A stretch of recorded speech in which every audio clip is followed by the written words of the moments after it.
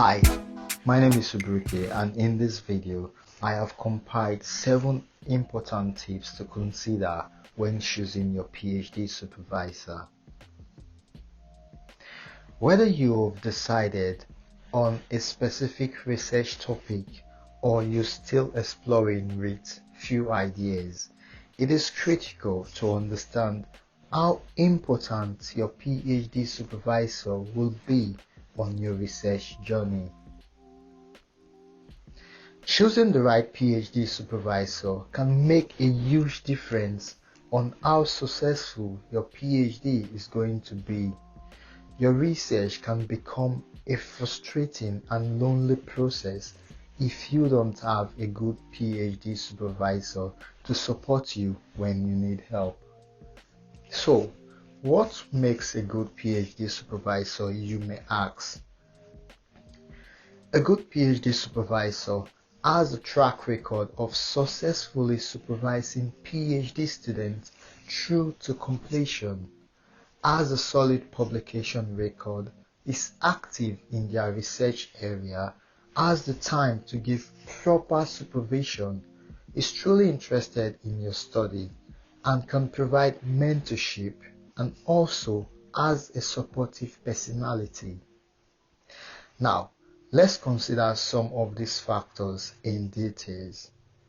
Tip number 1 is, do they share your research interest?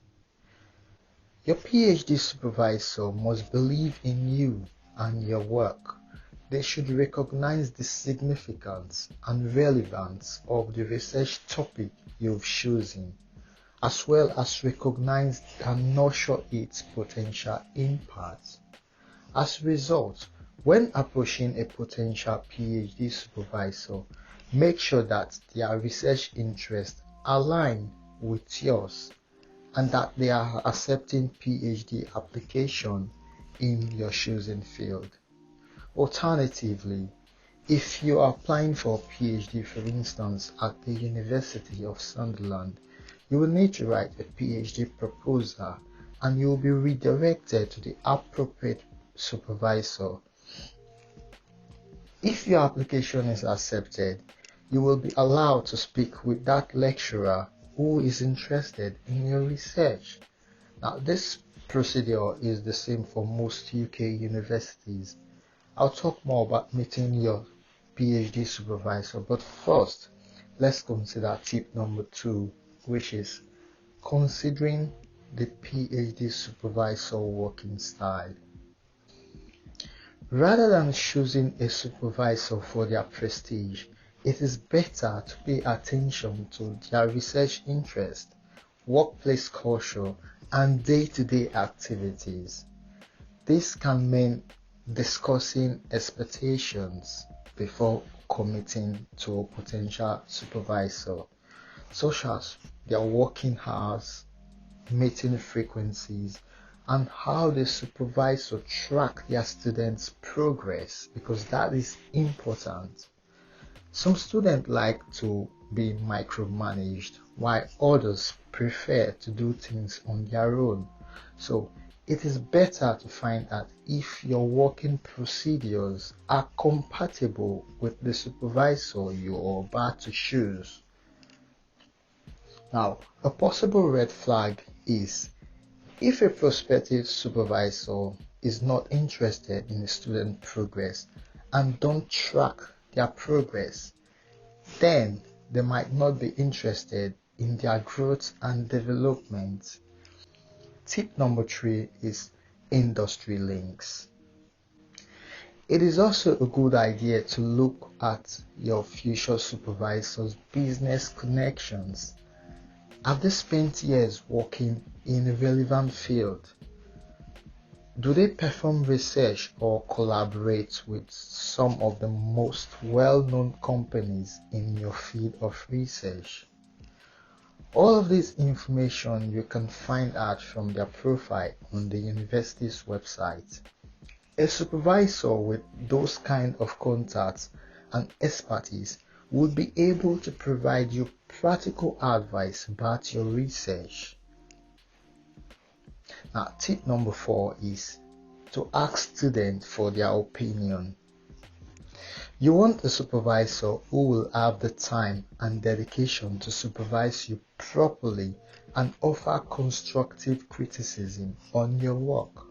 Some supervisors prefer to let the student proceed on their own and not get involved with how their research is progressing. Now, asking fellow PhD students about their experience is a great way to find out what they will be like to work with. It might even be possible for you to ask PhD students that are being supervised by a supervisor you're thinking of selecting. You can politely ask them about their experiences. Some potential questions you could ask are: what is their supervision style?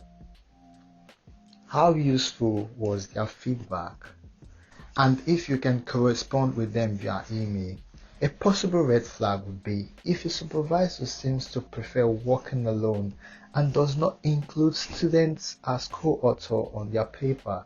It's unlikely they will help a PhD student build their career or their research. Now, let's talk about meeting with your supervisor, which is tip number 5. When a prospective supervisor responds that they are interested in you and your research, they will probably want to meet you either in person or virtually. This meeting will allow your potential supervisor to learn more about you and determine if your personality is a good fit. They will have several questions for you, and likewise, you should prepare some questions for them so that you can decide if you want to do a PhD with them. Some likely questions you could ask are: what do they think about your research proposal? What they expect from a research student? And how they mentor students? What are the past students doing now? Because you will want to know how many students are they currently supervising? How much time will they have for you? Ask them about general support they can give a PhD student. Now, a possible red flag would be if a potential supervisor is difficult to schedule a meeting with. They are unlikely to treat their students as a priority down the line. So that's what you should consider. Tip number 6 is long-term relationship. Your supervisor is more like a PhD mentor than a lecturer, and they will guide you through your journey for like 3 to 6 years depending on your PhD. It's going to be a professional relationship that will withstand personal and professional turbulence, tight deadlines, research challenges, and more. So, it should be a professional relationship that will continue even after you submit your thesis and obtain your PhD. It is advisable to create that rapport with your supervisor so it goes beyond your PhD. That will help with possible future research and career paths. So you should choose a PhD supervisor you can build long-term professional relationship with. Now, a possible red flag for this is if your supervisor is not friendly with previous PhD students. More often than not, that is not going to change on the long run. The last tip on my list is tip number 7, which is looking beyond your PhD. As a PhD student, you should look for a supervisor who can help you develop the skill you need to progress in your future career after you've completed your PhD. More often than not, most students get caught up in their PhD research topic and project, but a PhD is also about building skill that will help you pivot into what you want to do next after your PhD. The outcome of a PhD is not only about its output, but who you're going to be as a scientist. It is important to discuss professional development opportunities with your potential PhD supervisor, such as writing workshop, training in advanced statistics, and research seminars and things like that. I know most UK universities include professional development skills as part of their PhD curriculum. As a PhD student here at the University of Sunderland, we have postgraduate training skill where you can learn skills that align with your research and career path. You should know choosing a PhD supervisor is a big step in your academic career and should be made with proper consideration.